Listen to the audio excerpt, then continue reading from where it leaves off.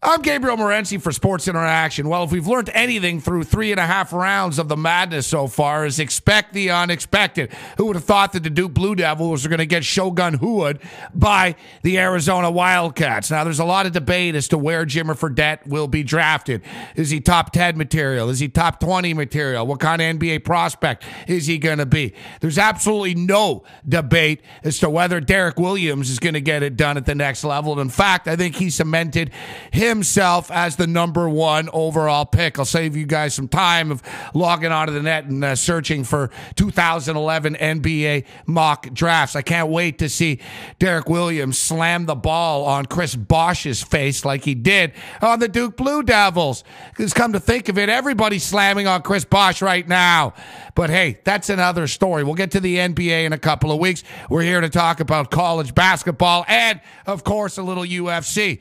Let's hit Friday night's card, Ohio State and Kentucky. A lot of talk about the Kentucky Wildcats youth and a lot of talk about the Kentucky Wildcats NBA caliber talent.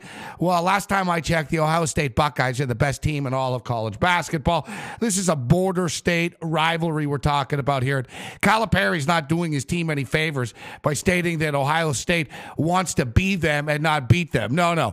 They want to beat you, Calipari. And the last time I checked, you and Coach Mata have the same amount of national championship rings. I'm actually surprised the Ohio State Buckeyes aren't laying more in this basketball game. Now, for the record, 2 of my final 4 selections have already been bounced. I didn't think the Duke Blue Devils would get bounced in the fashion that they did, at least not this early. And I had the Wisconsin Badgers. Too bad Wisconsin had another offensive drought, but hey, I'm not here to live in the past, so I look like a history teacher. What university would hire me to be a history teacher, right? No, I'm not a history teacher, but I am a bettor, and I'm going to be betting on the Ohio State Buckeyes to get it done. I'm going to be money-lining, parlaying the Ohio State Buckeyes with the North Carolina Tar Heels. It's a bad matchup for Marquette. Marquette's not a great three-point shooting team. They get a lot of their points on the inside. North Carolina are huge, big-ass bodies. And I'm not a stat geek, but crunching some numbers this week and talking to some of the best experts in the business, I've come up with the fact that Ohio State actually give up the least amount of free throws in all of college basketball. Yeah, I wouldn't want to be going in there against Sullinger. Really, Sullinger and, we got Lauderdale in there. Lauderdale doesn't get a lot of love, but the dude is as big as Fort Lauderdale. It's a big front court, and they're one of the best outside shooting teams. Ohio State's going to get it done. And you know who gives up the second least free throws? North Carolina. All those big bodies on the inside. Money line parlay. North Carolina and Ohio State. It's like plus 107 right now. And, of course, Sports Interaction. And, yes, I'm in love with it. I've been all over VCU. I've ridden the Rams 3 times so far, and they've cashed in all 3 times. Now, I didn't have the guts to moneyline them against Purdue. Now we get Florida State. Now, I don't know where the Florida State is finding this stuff. This is the best basketball the Florida State has ever played in, school history.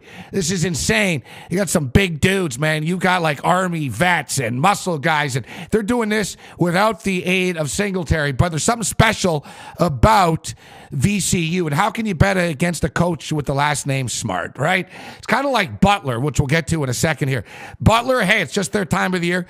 I'll take my chance with VCU plus the points in what should be a close, low-scoring basketball game against the Florida State Seminoles. Now, we got Kansas and Richmond. Big party. A lot of talk about the fact that the Big East only had 2 teams in the tournament at this stage. And, of course, the city of Richmond has 2 teams as well. Well, there's no way that the city of Richmond's getting 2 teams through. Who has a better chance of winning? VCU or Richmond against Kansas? I think VCU out of the 2 teams of Richmond. It's conceivable, and I've been to Richmond. That's a tough town, man. And you know what? I was at the bus station. It's right across the street from the minor league ballpark where the Braves play, and it's a dump, man. If you're a minor league ball player for the Braves, I understand why they have such a good system. Players want to get the hell out of Richmond as fast as possible. Great college basketball players come from the area, though, and as I stated, 2 teams from Richmond aren't moving on right right now. It's conceivable that one of them does. I think VCU can actually win the game outright.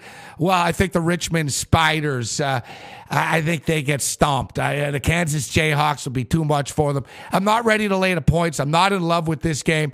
There's probably going to be some points scored. I might take a look at the over.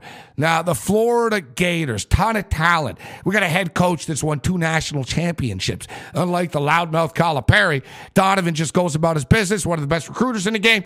And now he's got the kids and the ponies and the athletes. Now, BYU just ran out of gas. Butler's a special team. And, man, is Stevens a good coach or what? You got Stevens and Butler and the Magic. Butler doesn't lose come tournament time, as we've seen. And when their one tournament loss is by like 6 points or something. So you know Butler's going to be playing in close basketball games. And if it's not close, it's going to be because Butler is in front. This is a great, great basketball game. Who am I going to take? I got to lean with Butler right now. And Arizona, UConn, you want to talk about athletes? Kemba Walker versus Derek Williams and company. Now, at Arizona, shooting as well as they have and playing as well as they have. Basketball is a lot like gambling. You might be able to win a couple of bets in a row, but it's not going to continue for 4, 5, 6 days. You're not going to tear it apart every day. If we did, we'd all be rich, right? Right. So the fact is, can Arizona continue to play the way that they are? Man, tough to go against Arizona right now, especially playing on the left coast. And speaking of the left coast, we got a UFC. Man, how about John Jones' destruction of Shogun Rua? As I stated on Twitter, Shogun Rua, he looked like a melting snowman. John Jones looked like a kid before Christmas. Just, kick him in the gut. Yeah, it was like the Don Henley. Kick him in the shin, kick him all around. Man, John Jones is just destructor.